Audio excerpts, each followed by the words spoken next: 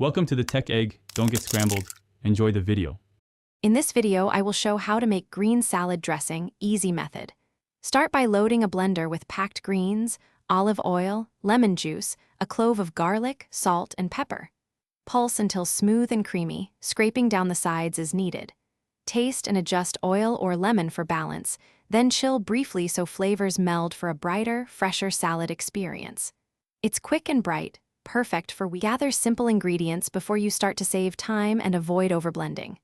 Use 1 cup packed greens per half cup olive oil for a balanced texture, then add 1 to 2 tablespoons lemon juice or vinegar for brightness.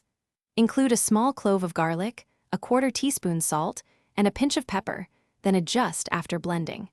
Keep extra oil or acid nearby to fix texture or tang quickly. Prep makes a big difference. Trim stems and wilt tough leaves ever so slightly for a silkier dressing. If flavors taste shy, warm the acid a bit or add a pinch of sugar to balance bitterness. Always taste and tweak with small additions of oil or lemon and strain if you want an ultra-smooth finish. Label and refrigerate in a sealed jar and shake before each use to recombine ingredients.